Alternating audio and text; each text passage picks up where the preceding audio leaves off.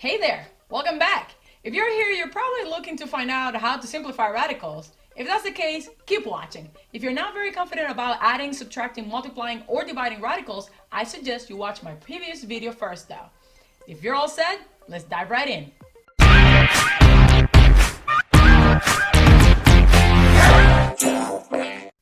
In the previous video, we learned the rules of radicals. Now it's time to apply them, at least the multiplication and division rules. So let's get started. First, let's talk about perfect squares. Perfect squares are numbers that have a square root that is a whole number.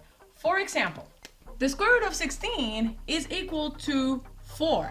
That means that 16 is a perfect square. And I highly recommend that you memorize the perfect squares because the time that you spend memorizing them, trust me, it is nothing compared with the time you're going to save when simplifying radicals. So why do I bring up perfect squares and why should you memorize them? Because in order to simplify radicals, you have to know what factors of a number are perfect squares. For example, we left off on the last video with the square root of 50. So in order to simplify it, we have to know what factor or factors of 50 are perfect square. So let's find out what the factors of 50 are. They are 1 and 50, 2 and 25, and 5 and 10. So which one of these factors is a perfect square? The 25. So what we're going to do is we're going to rewrite the square root of 50 as the multiplication of the square root of 2 times the square root of 25. Now we know that the square root of 25 is a perfect square and it is equal to 5. So now we have the square root of 2 times 5, which is 5 square root of 2. And that is how you would simplify the square root of 50.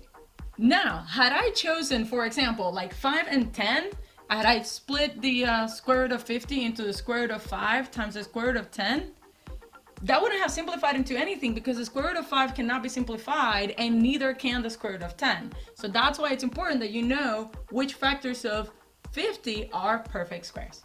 Hope that makes sense. Let's do another example. We have the square root of 54. The first thing I'm going to do is find the factors of 54, which are 1 and 54, 2 and 27,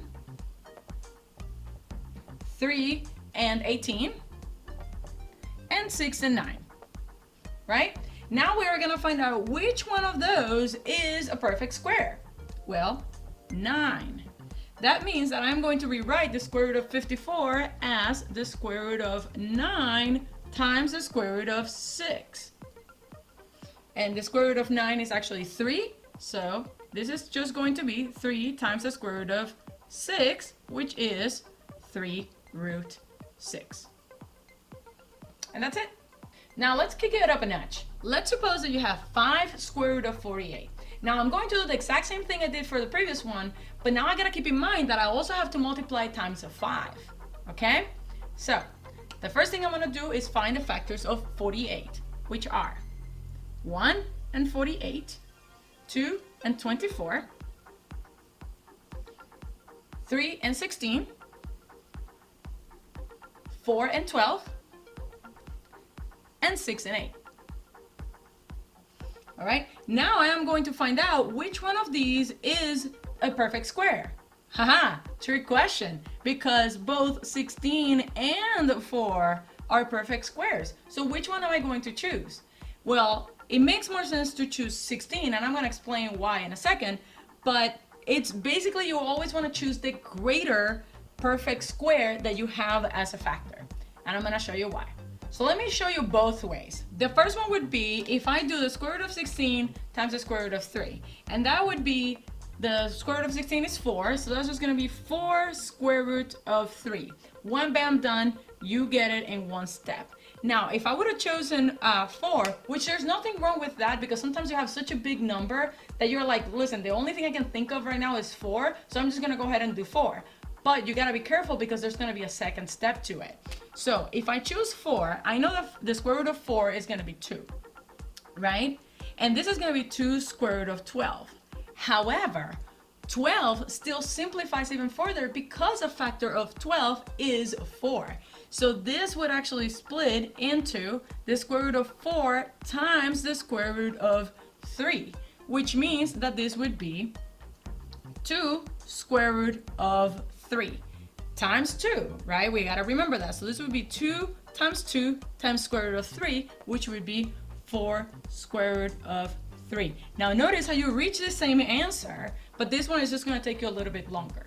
Now this is not our final answer because remember that everything was being multiplied by 5, right? So the last step that I have to do is that I have to multiply 5 times 4 root 3, which we know it's going to be 5 times 4, which is 20. It's going to be 20 square root of 3.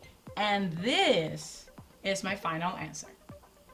Last one, and this one you're gonna have to do it all by yourself. I'll give you 10 seconds. They call me Cuba Pete. I'm the king of a rumba beat. When I play the maracas, I go chick chicky boom, chick chicky boom. Yeah. Got it? All right, so in this part, I'm actually gonna show you a super quick little hack. Remember how I mentioned that I want you to memorize the perfect squares? This is why. Instead of going ahead and finding all of the factors of 80, which is gonna take me a long time, what I can do is like, if I already know what all the perfect squares are, I can just start dividing 80 by those and see which one, results in a whole number. So I know that if I divide 80 by 16, I'm gonna get 5. So I can split the square root of 80 into the square root of 16 times the square root of 5. I know that the square root of 16 is 4, so 4 times the square root of 5 times 3, right? I cannot leave that 3 hanging, so 3 times 4 is going to be 12, times the square root of 5 just will be 12 root 5. And bam, that's it. I hope this video was helpful, and if you would like more practice, I left a worksheet for you on the comments. If you learned something from this video, go ahead and make sure to give it a thumbs up, and don't forget to subscribe so you can find more videos like this one. I'll see you next time.